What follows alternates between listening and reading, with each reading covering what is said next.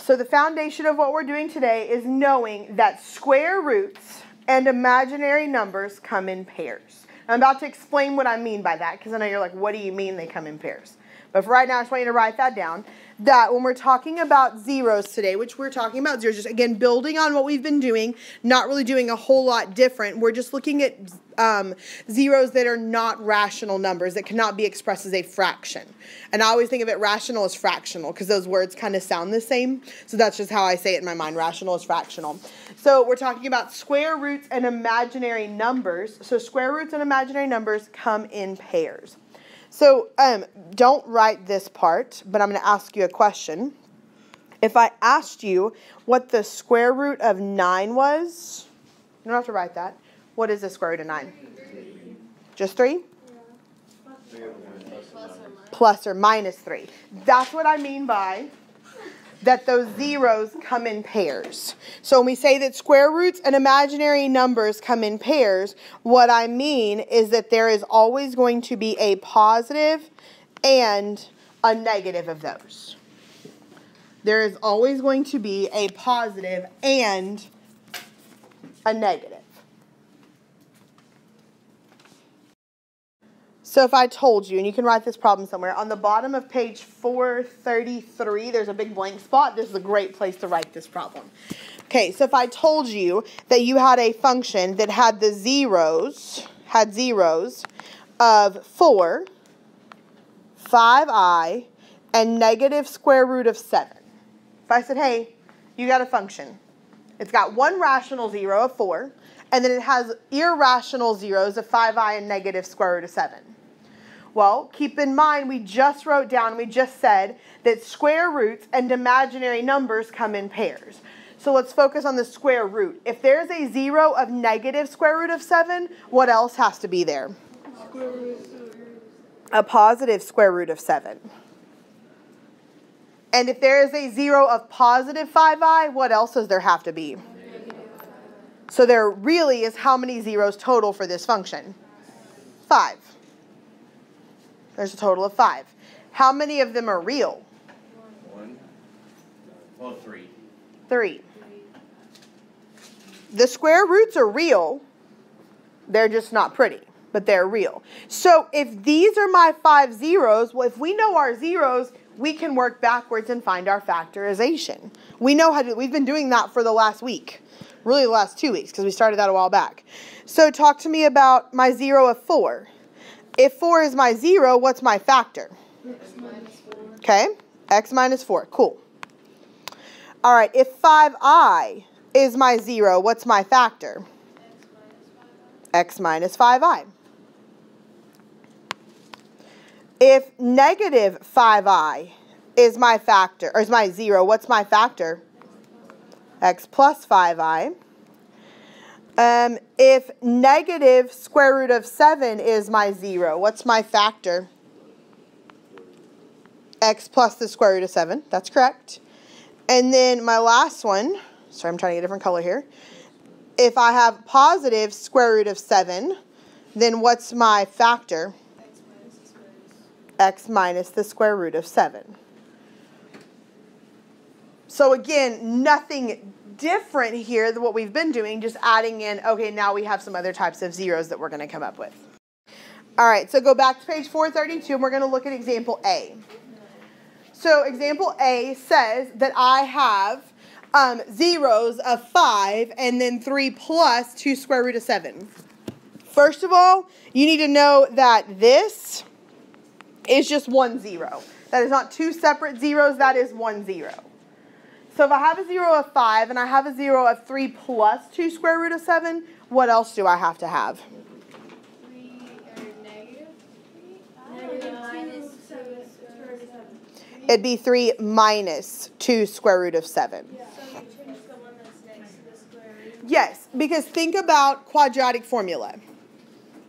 This is going like way back into something random, but it'll make sense in a minute. Think about quadratic formula, which all these essentially tie into that anyways.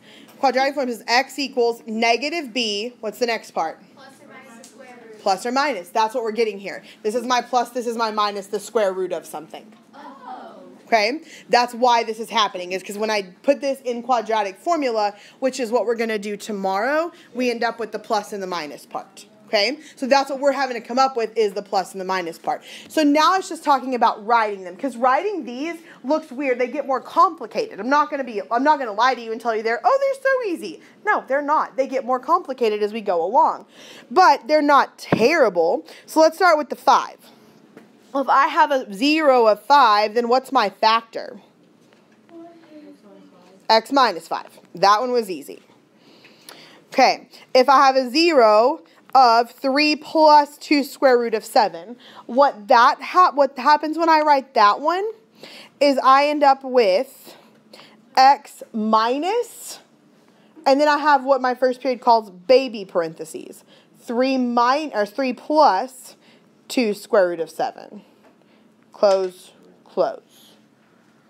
So I still do the opposite sign, but notice that this 3 plus 2 square root of 7 is the same as this 3 plus 2 square root of 7. I just put the minus sign in front.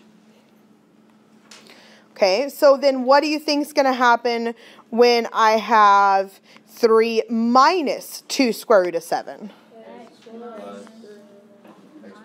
It'll still be x minus. The 3 is still the same, and then baby parentheses, 3 minus 2 square root of 7. And we're going to look at what happens mathematically in here, because that's kind of weird to write those what we call baby parentheses in there. It is a strange thing. So just think about it logistically. Like, what would happen? What do I do with this negative sign that's right here in front of this parentheses? Distribute. So what is this parentheses, like this whole thing, what ends up happening to the 3? It flips the sign. And what happens to the 2 square root of 7? It flips the sign. So this one is really x minus 3 minus 2 square root of 7. So apply that same logic. What is really going to happen to this other one over here? X minus 3 and then x plus 2 square root of 7. So what ends up happening is that both things ends up changing signs. Okay? Both of the terms end up changing signs in the parentheses. So my final factorization of this problem would be x minus 5 times x minus 3 minus 2 square root of 7 times x minus 3 plus 2 square root of 7.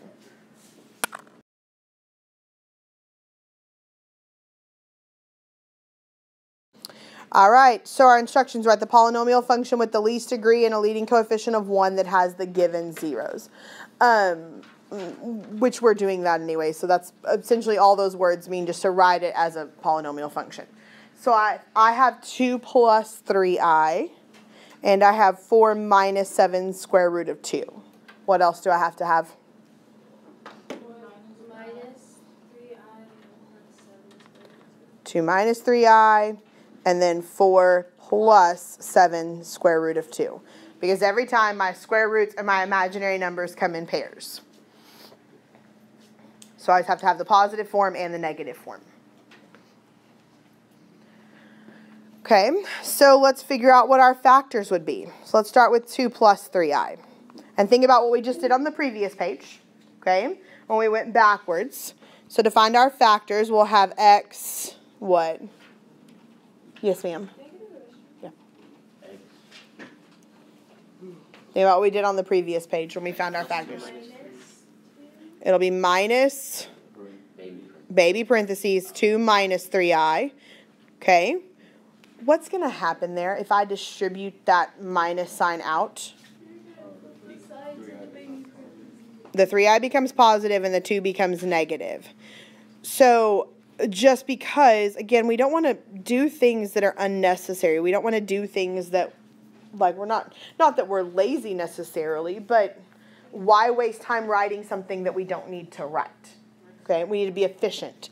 So if we know that what happens is my 2 changes signs and my minus 3i changes signs, then we can apply that knowledge and go ahead and figure out what's going to happen to 2 minus 3i. So it's going to be x. What's going to happen to my 2? It's going to become negative, and what's going to happen to my 3i? Yeah, it becomes positive. So we don't have to write it with the baby parentheses. And again, that's just about us being efficient, okay? It's not about us being lazy. It's just saying, hey, why write something that we already know how to fix? Okay, so what's going to happen with my 4 minus 7 square root of 2? What is that going to factor? What's that going to be? What's its factor going to be? X minus 4 plus Yep. 7. X minus 4 plus 7 times the square root of 2.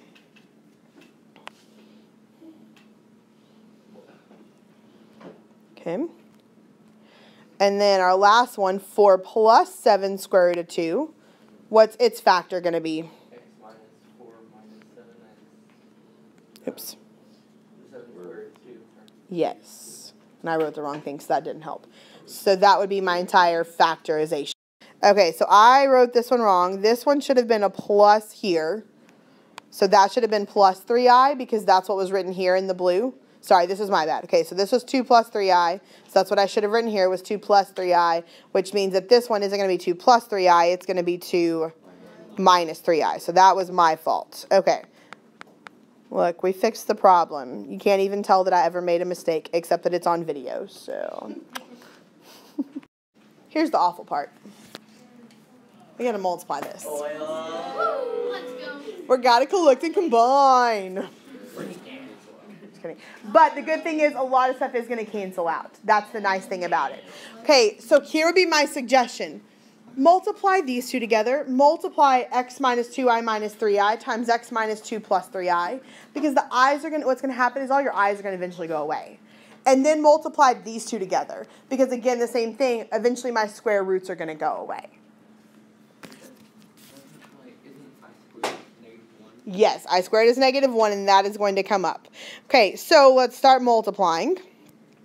So x times x is squared, and then x times negative 2? X minus 2, Negative 2x. It's okay. And then x times 3i would be 3ix, or 3xi, plus 3ix, 3xi, doesn't matter. Technically, we put them in alphabetical order, because that makes sense. Okay, then what do I multiply next? Yep, so negative 2 times x will be negative 2x. Negative 2 times negative 2 is positive 4. Negative 2 times positive 3i would be negative 6i. Okay, then negative 3i times x. Okay, negative 3i times negative 2. Okay, and then negative 3i times positive 3i would be... Okay, before we move on, let's just address some of this, and let's fix this a little bit, and then we'll do the second set of parentheses. Okay, so looking at this, just the way it's what's written in black, what cancels?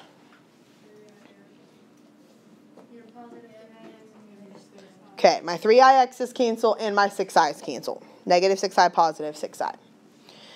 Okay, what happens to I squared? What did you just tell me it was?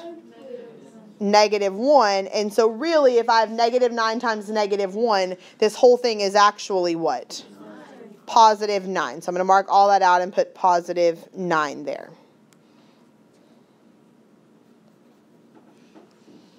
Okay, so then if I combine stuff, well, what can be combined together? Which would be, okay, so I end up with x squared minus 4x plus 13. And the reason we have plus 13 is because we have plus 4 and plus 9. That's where the plus 13 comes from. Okay, that's not terrible. Yeah. Debatable. Okay, I'll agree with that. All right, then we're going to do the exact same thing with my green and my yellow parentheses. Yay! Y'all sound so excited about that. But you sound so excited. Okay, so x times x is squared. X times negative 4. Okay. X times negative 7 square root of 2. Okay. And then, okay, so when we write this, we put the x before the square root symbol because otherwise, don't write what I'm writing right now, there is a tendency to extend that square root symbol unintentionally, and you can't really tell if the x is under the square root symbol or not under the square root symbol. Technically, there's no right or wrong way to do it. It's just a preferred method so that we understand x is not in the square root. Okay, so you can write it like this, just be very distinct when you do that.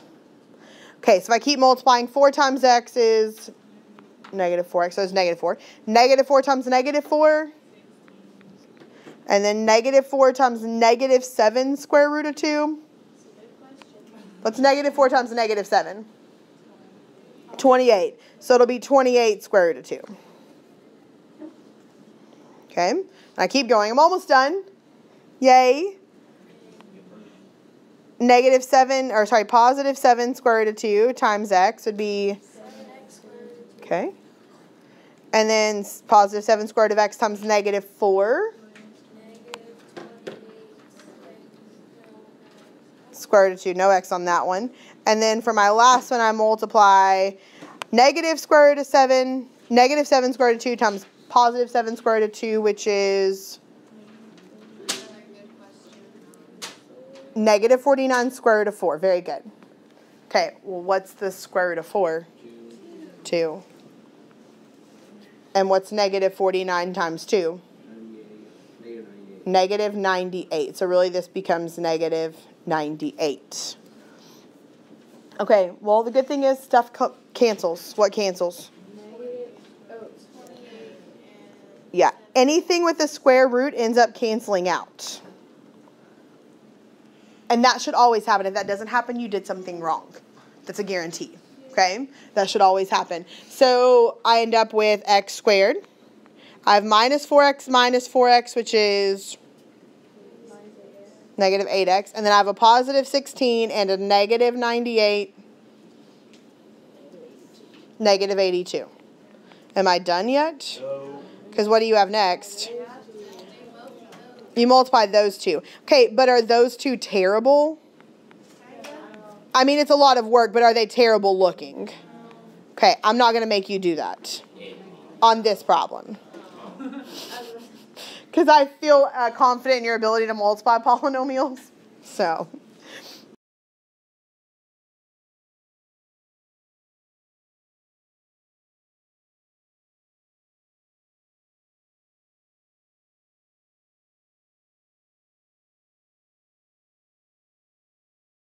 Okay, again, your assignment is page 437, problems 1 through 12, and then 15.